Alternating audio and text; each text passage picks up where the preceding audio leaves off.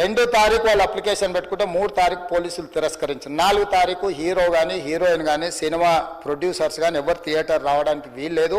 ఈ థియేటర్లో మేము సెక్యూరిటీ ఇవ్వలేము. ఈ థియేటర్కు ఉన్నది ఒకటే దారి. ఈ దారిలో ఇంతమంది వేలాది మంది అభిమానులు వచ్చినప్పుడు మేము కంట్రోల్ చేయలేము, వద్దు అని తిరస్కరించారు. తిరస్కరించిన తర్వాత కూడా 4 తారీఖు 9:30 ప్రాంతంలో హీరో రావడం జరిగింది. రావడం కారులో వచ్చి థియేటర్లో పోయి సినిమా తెచ్చి మళ్ళీ కారులో వెళ్ళిపోతే పెద్దగా ఇంత ఇబ్బంది జరుగుతుండేనేమో లేదో నాకు తెలియదు.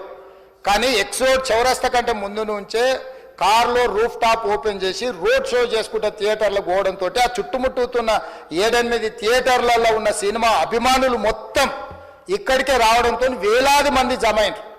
ఆ గేట్ ఒక్కసారి హీరో కారు లోపలికి పంపించడానికి ఆ ఉన్న గేటు తెరవడంతో వేలాది మంది ఒక్కటేసారి ఉప్పెనలాకి వచ్చారు.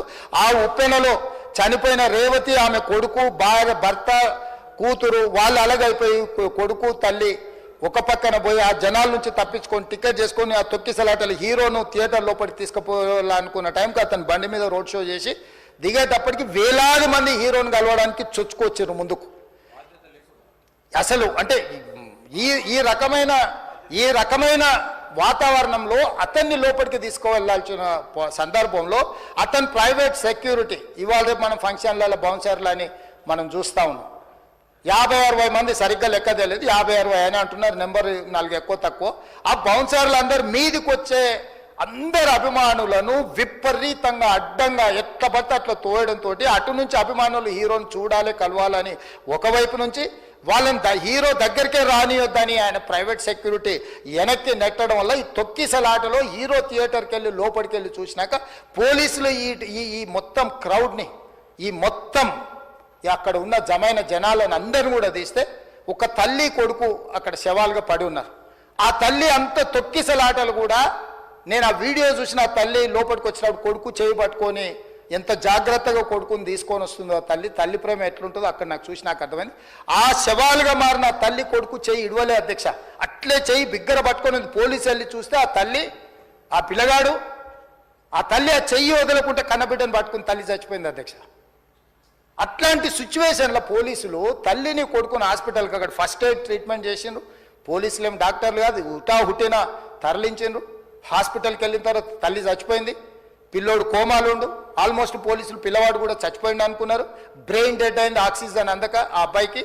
సో ఆ సిచ్యువేషన్లో వెనక్కి పోలీసులు వచ్చి హీరో గారికి విషయాన్ని తెలియజేసి హీరో గారు వెళ్ళిపోతే హీరో ఎందుకు వెళ్ళిపోవాలనుకున్నారు పోలీసులు అంటే ఇంకా వేలాది మంది అభిమానులు అక్కడనే ఉన్నారు.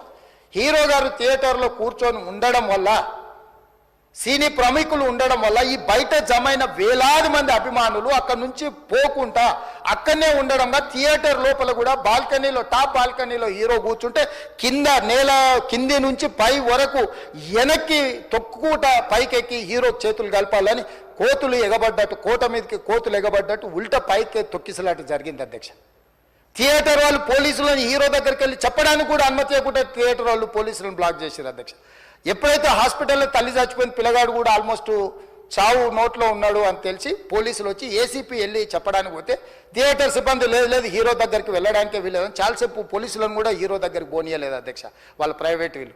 చివరికి ఏసీపీ కోపం వచ్చేసి మిమ్మల్ని అందరిని తీసి లోపల వేయాల్సి వస్తుందని చెప్పిపోయి హీరోకు ఏసీపీ క్లియర్గా ఇద్దరు చనిపోయినరు, మీరు ఇక్కడ కూర్చుంటే థియేటర్లోనగా థియేటర్ బయట ఉన్న వేలాది మంది ఈ సినీ అభిమానులను మేము కంట్రోల్ చేయలేకపోతున్నాం, ల్యాండ్ ఆర్డరు శాంతి భద్రతలు చేయి దాటిపోయినాయి, మేము లాఠీ చార్జ్ చేయాల్సిన పరిస్థితి ఉంది, మీరు దయచేసి వెళ్ళిపోండి, వచ్చిండ్రు చూసిన కదా వెళ్ళిపోండి అంటే లేదు నేను సినిమా అయిపోయే వరకు ఇట్లే కూర్చుంటానని పోలీసులతో చెప్పిండని సిటీ కమిషనర్ నాకు చెప్పడం జరిగింది అధ్యక్ష. అదేవిధంగా ఇంకా కంట్రోల్ కాకపోవడంతో అప్పుడు డీసీపీ పై అధికార రంగంలో దిగి వాళ్ళ అందరినీ లోపల వాళ్ళ ఎంబడున్న అడ్డుకుంటున్న వాళ్ళను పోలీసులతో జరిపించి చక్కగా డీసీపీ పోయి హీరో గారికి బయట చనిపోయినరు, పరిస్థితి చాలా గందరగోళంగా ఉన్నది, మీరు ఇక్కడ నుంచి కదలాల్సిందే లేకపోతే మిమ్మల్ని పోలీస్ స్టేషన్కు తీసుకెళ్లాల్సిన పరిస్థితి వస్తుంది, మీరు ఇక్కడ నుంచి కదలాల్సిందే అని బలవంతంగా అతన్ని సినిమా మధ్యలో 12 గంటల సమయంలో రాత్రి 12 గంటల సమయం అట్టిగా ఆ సమయంలో అతను తీసుకొచ్చి బండి ఎక్కిస్తే మళ్ళీ అతను రూఫ్ టాప్ ఓపెన్ చేసి మళ్ళీ చేతులు ఊపుకుంటూ రోడ్ షో చేసుకుంటూ అంటే తల్లి చనిపోయి పిల్లగాడు చావు బతుకుల మధ్యలో ఉన్నాడు, మీరు వెళ్ళండి అని వెనక్కి పంపిస్తే కూడా మళ్ళీ కారులో రూఫ్ టాప్ ఓపెన్ చేసి చేతులు ఊపుకుంటా అభిమానులను సంతోషపెట్టుకుంటా రోడ్ షో చేసుకుంటా అతను వెళ్ళిపోయింది అధ్యక్ష. పోలీసులు కేసు చేసిరు, కేసు మీద థియేటర్కి సంబంధించిన కొంతమందిని అరెస్టు చేసిరు. అరెస్టు చేసి 10-11 రోజుల తర్వాత పోలీసు హీరో గారింటికి వెళ్ళిండ్రు. మీరు కూడా కేసులో A11 మీ మీద కేసు ఉందని చెప్పడానికి పోలీసులతో దురుసుగా ప్రవర్తించిండు. మీరు ఆ వీడియోలన్నీ కూడా చూసిండ్రు. ఆ పరిస్థితిలో చట్టాన్ని అమలు చేసే పోలీసులు ఆల్రెడీ ప్రాణాలు పోయినాయి, ఒక నిరుపేద తల్లి చనిపోయింది, కొడుకు చావు బతుకుల మధ్యలో ఉన్నాడు. ఆ రోజు కోర్టులో కేసులు కూడా వస్తున్నాయి. కోర్టుకు కూడా మీరు విచారణలు ఏం చేసిండ్రని కోర్టుకు కూడా పోలీసులు జవాబు చెప్పాల్సిన పరిస్థితి ఉండే అధ్యక్ష. దాంతో మాట్లాడితే వాళ్ళు చాలా బాధ్యతారహితంగా సమాధానాలు ఇచ్చారని మా పోలీస్ సిబ్బంది చెప్తున్నారు. దాంతోనే అతన్ని పోలీస్ స్టేషన్ తీసుకెళ్ళారు అధ్యక్ష. ఇక్కడి వరకు ఒక హీరో, ఒక థియేటర్లో జరిగిన సంఘటనలు, వీటన్నిటి నేపథ్యంలో పోలీసులు వాళ్ళ విధి నిర్వహణ నిర్వహించారు అధ్యక్ష. ఎప్పుడైతే అతను పోలీస్ స్టేషన్కు తీసుకెళ్ళిరో కొన్ని రాజకీయ పార్టీలు పైశాచికంగా ఎంత నీచంగా నన్ను తిట్టుకుంటా పోస్టులు పెట్టినరంటే, అంటే తెలంగాణ समाजంలో మలక్పేట్ बलाला साहब के कॉन्स्टिट्यूंसी के वोटर है, उन लोग मलकपेट के छोटे नौकरी, उसका नौकरी अकबर साहब वो 30,000 नौकरी करता है, उसके परिवार में कोई कमाई नहीं है, एक टिकट 3,000 रुपए में खरीदा, वो बच्चा उनका फैन है बोल के उनके परिवार 12,000 रुपए रखकर 4 टिकट खरीद के पिक्चर को गए. 30,000 महीने को कमाने वाले నెలకు 30,000 జీతంతో పనిచేసి ఒక ప్రైవేటు చిన్న దాంట్లో ఉద్యోగం చేసుకునే తండ్రి తన కొడుకు ఆయన అభిమానాన్ని కుటుంబము 12,000 రూపాయలు 3,000కు ఒక టికెట్ 12,000 రూపాయలు పెట్టి సినిమా థియేటర్కి వెళ్తే థియేటర్లో చనిపోయిన 11వ రోజు వరకు వీళ్ళు ఎవరు హీరో కానీ ప్రొడ్యూసర్ కానీ ఎవరు కానీ ఆ కుటుంబాన్ని చనిపోయిన కుటుంబాన్ని కానీ హాస్పిటల్లో చావు బతుకుల మధ్యలో ఉన్న పిల్లవాడిని పరామర్శించడానికి కూడా పోలేదు అధ్యక్ష. ఇది ఏ రకమైన మానవత్వం అధ్యక్ష? నాకు అర్థం కాలే. ఇలాంటి మానవత్వం లేకుండా వ్యవహరించిన వాళ్ళను పోలీసులు విధి నిర్వహణలో భాగంగా పోలీస్ స్టేషన్కు తీసుకెళ్తే ఒక ఆయన ట్విట్టర్లో పెడతాడు అడ్డగోలుగా 10 ఏళ్ళు మంత్రి చేసి ఉద్యమాలు చేసినామని చెప్పుకునేటోళ్ళు, ఉద్యమాల సమయంలో సినిమా షూటింగ్లో జరగొద్దని దాడులు చేసిన వ్యక్తులు ఇవాళ అతను భగవత్ స్వరూపుడు, అసలు అతన్ని పోలీసులు ముట్టుకుంటారా? అసలు ఈ రాష్ట్రం ఏమైపోతుంది? ఈ రాష్ట్రం ఉంటుందా? ఈ రకంగా రాజకీయ పార్టీలు అధ్యక్ష, రాజకీయ పార్టీలు ప్రజాప్రతినిధులుగా చనిపోయిన ప్రాణాల విలువ లేకుండా చావుకు కారణమైన ప్రత్యక్షంగా పరోక్షంగా అయిన వాళ్ళని పోలీస్ స్టేషన్కు విచారించడానికి పిలిస్తే కూడా అది కూడా తప్పుపట్టి ప్రభుత్వాన్ని బద్నాం చేయాలి, ముఖ్యమంత్రిని తిట్టాలని ఎంత నీచమైన భాష వాడింది అధ్యక్ష. యూట్యూబ్లలో మీరు చూడండి. నాకేముంటుంది అధ్యక్ష? ఏంది ఆ సినిమాకు స్పెషల్ రిలాక్సేషన్స్ ఇచ్చి ఇవాళ సినిమా ఏదైతే వ్యాపారం చేసిందో సినీ పరిశ్రమను ప్రోత్సహించాలని మొదటి వారం అత్యధికంగా సినిమా ధరలతో టికెట్లు అమ్ముకోవడానికి, స్పెషల్ షోలు వేసుకోవడానికి, బెనిఫిట్ షోలు వేసుకోవడానికి ప్రత్యేకమైన అనుమతులు ఇచ్చింది నా ప్రభుత్వమే కదా, మా ప్రభుత్వమే అధ్యక్ష.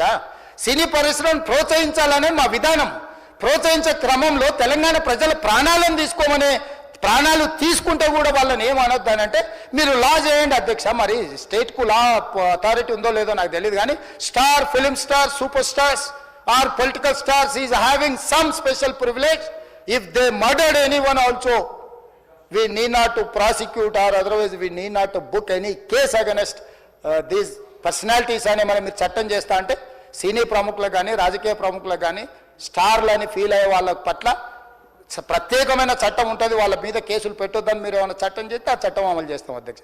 ఈ రోజున్న డాక్టర్ బాబాసాహెబ్ అంబేద్కర్ ఇచ్చిన చట్టం ప్రకారము దీనికి కారణమైన వాళ్ళను ప్రత్యక్షంగా పరోక్షంగా కారణమైన వాళ్ళందరి మీద కేసులు కట్టి పోలీసులు విచారణ చేయాల్సిందే, బాధితులను శిక్షించాల్సిందే అధ్యక్ష. సో ఈరోజు ఆ కుటుంబాన్ని ఆదుకోవడానికి ఈ రోజు కూడా ఆర్థికపరమైన విషయాల్లో కానీ దీంట్లో కానీ వాళ్ళు ఎవరు పెద్దగా ఆసక్తి, కనీసం సినిమా వాళ్ళు ఒక్కరోజు అతను పొయ్యి వస్తే సినీ ప్రముఖులందరూ అతని ఇంటికి వెళ్ళి అతనికి మొత్తం ఏదో కాళ్ళు చేతులు యాక్సిడెంట్లో పోయినట్టు కన్నీళ్లు గారుస్తారు. ఈ సినీ ప్రముఖులు ఒక్కరైనా హాస్పిటల్కి పోయినరా అధ్యక్ష? నేను సూటిగా తమ ద్వారా సీని ప్రముఖులను నేను అడుగుతున్నా అధ్యక్ష. తల్లి చనిపోయి 9 సంవత్సరాల పిల్లగాడు బ్రెయిన్ డెడ్ అయ్యి ఆక్సిజన్ అందక 20 రోజుల నుంచి హాస్పిటల్లో కోమాలో ఉంటే ఈ సినీ ప్రముఖులు ఒక్క రోజు కోసం పోలీస్ స్టేషన్ పోయిన ఇంటికాడ క్యూ కట్టి ప్రభుత్వాన్ని తిడుతుండ్రు, నన్ను తిడుతురు, అతన్ని పరామర్శిస్తున్నారు. ఏమైంది అధ్యక్ష? అతను కాలు పోయిందా, కన్ను పోయిందా, చేయి పోయిందా, ఏమైనా కిడ్నీలు దెబ్బతిన్నా, ఏమైంది? అతన్ని ఇంతమంది సినీ ప్రముఖులు పరామర్శించారు, కలిసిండ్రు, అభినందించారు. కానీ ఆ పిల్లగాన్ని కనీసం అన్న పరామర్శించడానికి సినీ ప్రముఖులు ముందుకు రాలేదంటే సినిమా ఇండస్ట్రీలో ఉన్న ప్రముఖులు ఏం ఆలోచన చేస్తుండ్రో, ఏం కోరుకుంటుండ్రో నాకైతే తెలియదు. 100% जो भी अकबरुद्दीन ओवैसी साहब ने जो मुद्दा उठाए, वो मुद्दा के लिए मैं ये बात कह रहा हूं, सचमुच बोल रहा हूं, ये शर्म की बात है. 20 दिन के बाद भी एक दिन के लिए उनको पुलिस स्टेशन को लेकर गए तो हाईकोर्ट भी इमीडिएट अजर्नमेंट मोशन, लंच मोशन ले लिए, उनका बेल भी दे दिए, सब कुछ है. आधी रात को 11-12 बजे अपने लोग बोल रहे थे जेल का दरवाजा खोलो, 12 बजे उनको छोड़ो. अरे भाई कहाँ है प्रोविजन? कहाँ से छोड़ू मैं? कोई मेरा घर का मामला नहीं है. मेरा घर का मामला है तो मेरा गेट निकाल के आने वाले जाने वाले को मैं बोल सकता हूं. जेल का दरवाजा मेरा हाथ में नहीं है.